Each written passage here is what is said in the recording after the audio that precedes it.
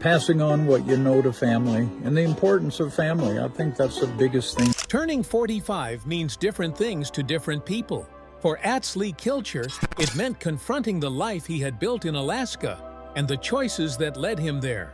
Known as the black sheep of the Kilcher family, Atsley left the homestead 2 decades ago in search of something bigger, mirroring the journey of his grandfather, Yule, who once left Europe to chase new horizons. Over time, he realized that the life he had walked away from was the true last frontier.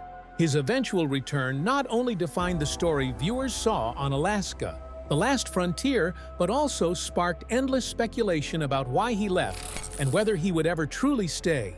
Now, at 45, Atsley has shared his answer, and it has surprised everyone.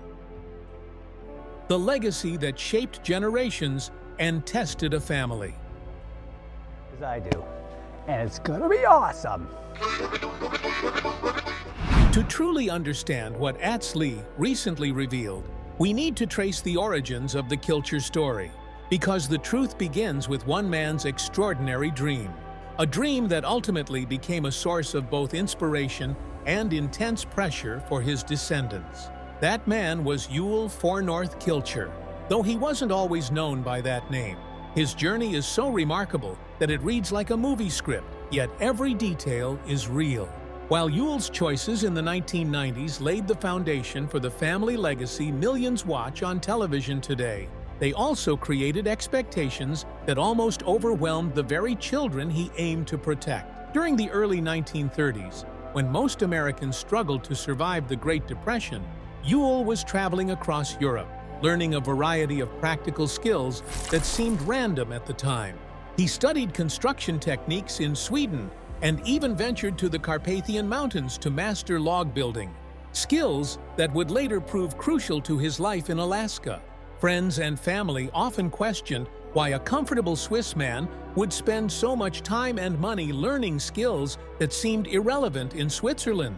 But Yule had a precise vision of where he wanted to go and what he needed to achieve when he arrived in Alaska. Every lesson he learned was part of a detailed plan he had been developing for years. In 1936, Yule made the journey that would alter not just his life, but the lives of generations to come. He traveled to Alaska with the dream of establishing a self-sufficient community in one of the harshest, most remote regions on Earth. Upon arrival, he changed his name from Julius Jacob Kilcher to Yule Fornorth Kilcher, a symbolic act marking his transformation into a man determined to carve out a new life. The government granted him 160 acres of land in the Kachimak Bay area, near Homer, Alaska. By 1939, he returned to Switzerland, seeking families who shared his vision and could join his ambitious project.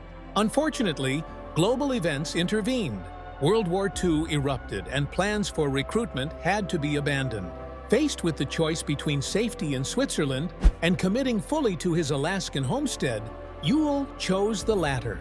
In 1941, he married Ruth Helen Weber, an American citizen from Pratteln, Switzerland.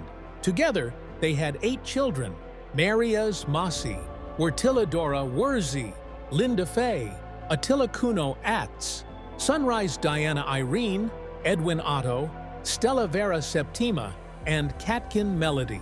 The Kilcher children were raised in extreme conditions, surviving off the land entirely.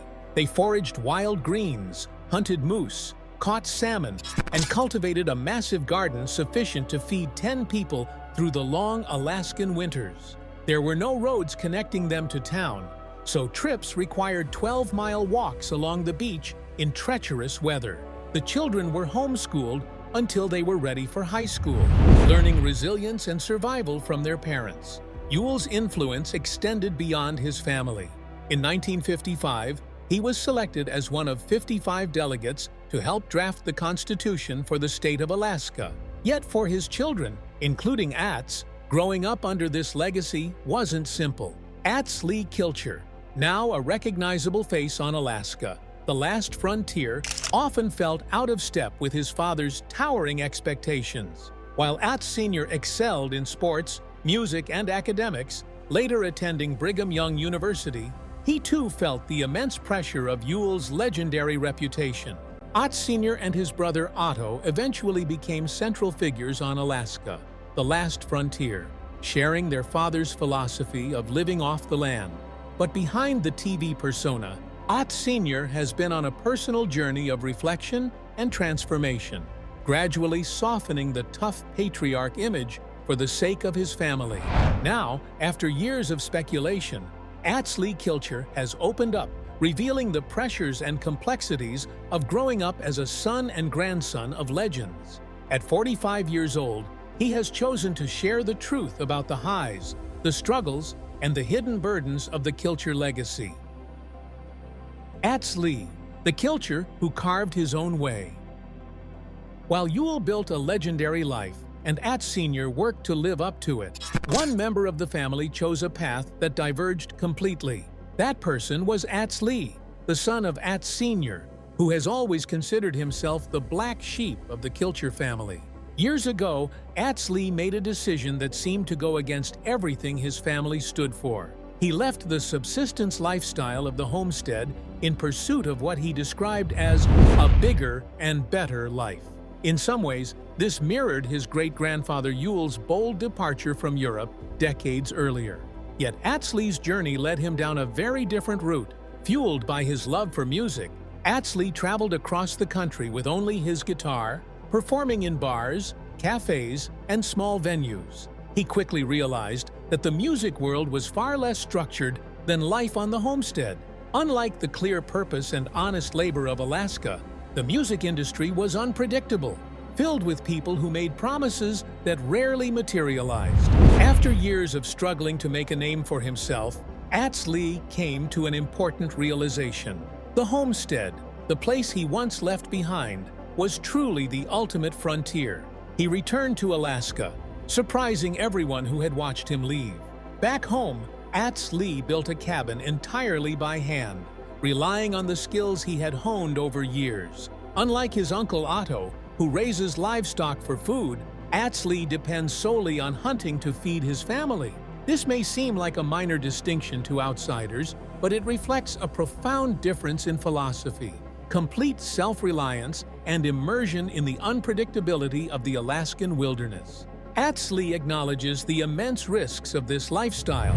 Failure to secure enough game during hunting season could leave his family without food for the harsh winter. Without livestock to manage, he can focus entirely on hunting, embracing the challenge of depending on nature rather than farming. Surviving one Alaskan winter is a test, he says, but surviving a lifetime of them is the ultimate measure. This rugged approach has become the guiding principle of his adult life. Every difficult day in the wilderness reminds him why he returned and why he will never leave.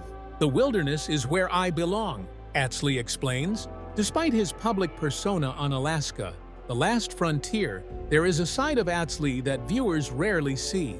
One anecdote shared by an outside magazine writer illustrates both his challenges and humor. While buying tortillas and shredded cheese at the Fritz Creek General Store in August, he was suddenly attacked by a bee. The chaotic reaction, flailing, tugging at his shirt, and running indoors, might seem like madness to onlookers, but it highlighted how he often feels like the underdog among his highly capable family members. Even after the bee incident, Lee demonstrated his determination to prove himself. He told the writer that he wanted to excel on camera that year, refusing to be the Kilcher who struggles with tasks everyone else handles effortlessly. Returning to the homestead allowed Lee to merge his passions. Today, he is a celebrated musician, performing with bands like Yellow Cabin and Three-Legged Mule, and a skilled sound engineer whose technical expertise extends far beyond the show. His musical career is not a hobby. It is the culmination of years of dedication, reflecting both his artistry and personal journey. His project Songs from a Lifetime reveals his complex relationship with family legacy and the challenges of growing up as the Kilcher black sheep.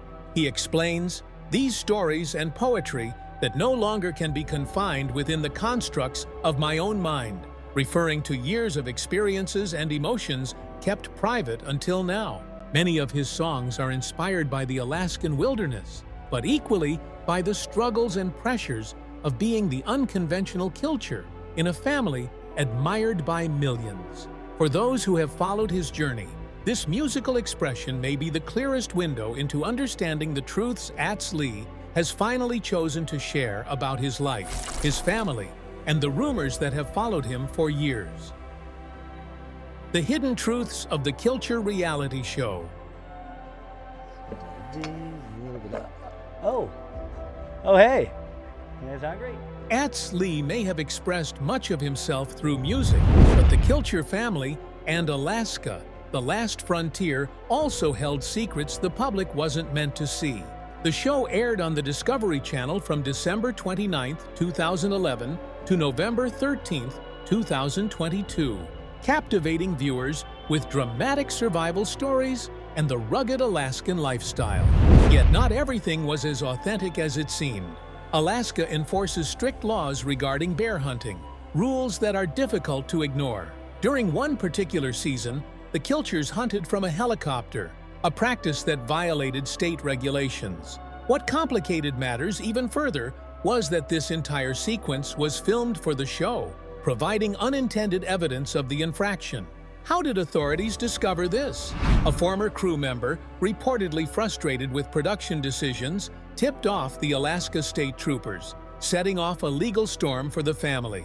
Charges were initially filed against the Kilchers, while Wilma TV Inc., the Discovery subsidiary that produced the show, was also implicated.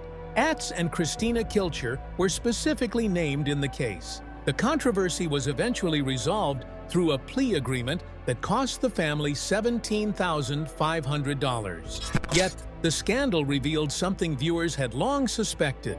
Reality television often exaggerates situations, and what appears dangerous on screen may be far less risky in reality. Many episodes are carefully edited to turn mundane chores or routine survival tasks into dramatic, suspenseful moments. While the Kilchers appear to face life-threatening conditions on camera, they are rarely left completely alone. Film crews are always nearby, and medical assistance is on hand if an accident occurs. This means the real danger is less extreme than viewers are led to believe. Still, the show wasn't entirely free from real hazards.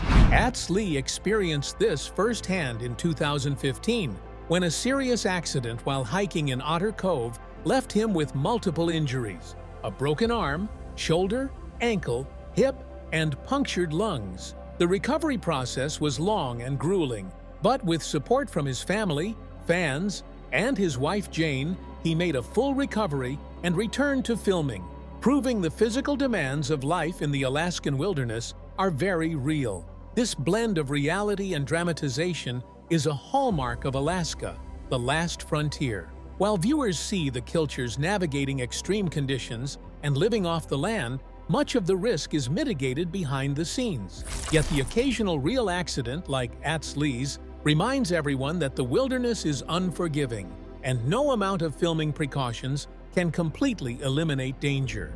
Through these episodes, fans glimpsed both the spectacle and the reality of the Kilcher lifestyle, a mix of adventure, risk, and resilience. And despite the legal troubles and behind-the-scenes exaggerations, the family continued to embody the rugged, self-sufficient spirit that has made them television icons. Lee's personal bear hunt journey. Welcome to the crown. Thank you. Yeah, make yourself at home. Pull up a chair. After Alaska, the last frontier wrapped up, Lee began sharing glimpses of his life through his YouTube channel, offering fans a more personal view of the realities beyond the television screen. One of his first trips featured a seemingly simple bear hunt, but as it unfolded, it revealed more than just hunting techniques. It offered a window into the pressures of being a Kilcher. The trip began like any other day in Alaska. Lee received a call from his father, Sr., who had successfully hunted a bear and needed help transporting it out of the remote wilderness. While fans of the show might see such tasks as routine, the way this journey played out offered deeper insight into Lee's personal and familial challenges. Driving toward the head of the bay, Lee explained, I'm the one to help him haul it out, spend time with my old man, create memories, and get some meat in the freezer while we're at it. What seemed like an ordinary father-son outing quickly became a moment where Lee had to navigate the balance between documenting his life for his channel and living it authentically. He also discussed the difficulties of filming solo content in the wilderness. When you're going on a trip like this, make sure to secure your recording equipment, good cases, sturdy protection, because accidents happen, he said. While moving through the rugged Alaskan terrain, Lee shared a cautionary tale about a friend on the Discovery set who had suffered a serious accident while riding a wheeler. A hidden ditch caused a fall that injured him severely. This story highlighted how the pressure to capture compelling footage can sometimes push people into dangerous situations. Yet Lee's humility and respect for nature set him apart. Even living here my whole life, you can't underestimate accidents, firearms, machines, hiking, bears. Keep your eyes open. Stay vigilant.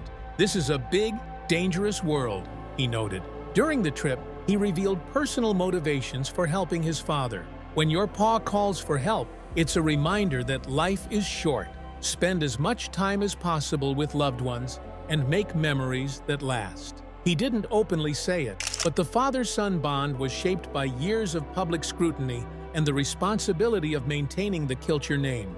Before entering bear territory, Lee checked his firearms. I carry a gun almost everywhere in Alaska, but a firearm is only as effective as the person holding it. I practice often, he explained, underscoring the importance of skill and preparation.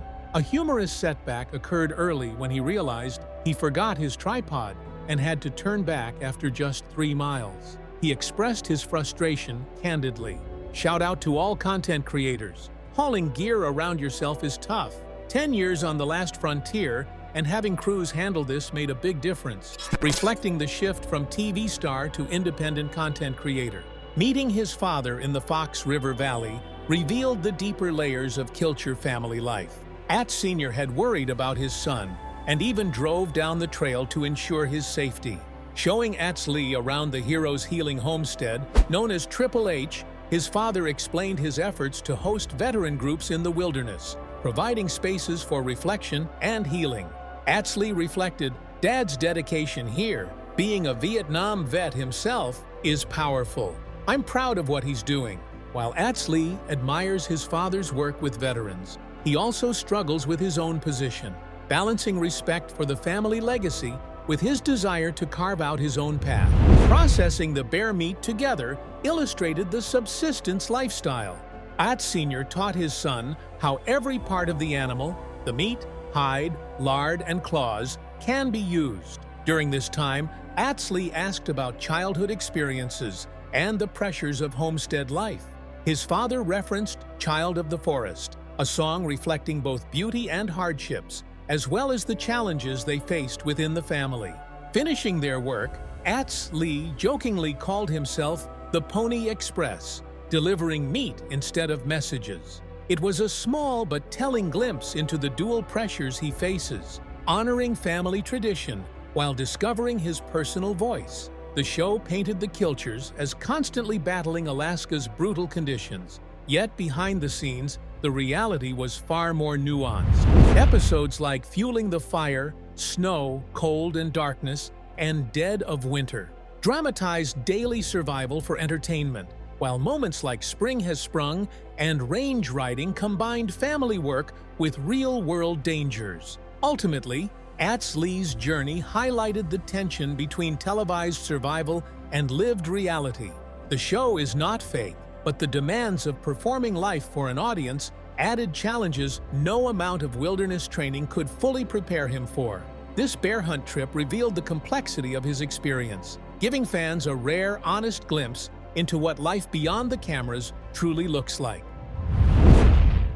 Lee's journey through the wilderness, music, and family legacy shows that life on the last frontier isn't just about surviving harsh winters or hunting for food. It's about navigating the complex threads of family, identity, and personal passion. From the pressures of living up to the Kilcher name to finding his own path through music and the Alaskan wilderness, Lee reminds us that every story has layers beneath what we see on screen. What do you think about his decision to share these personal moments? Did it change the way you see life behind Alaska, the last frontier? Share your thoughts in the comments. We'd love to hear your perspective. If you enjoyed this deep dive into the Kilcher family and Lee's unique journey, make sure to like, share, and subscribe to the channel for more stories that reveal the truth behind the headlines. And before you go, check out the other videos on your screen for even more untold stories from America's most fascinating families.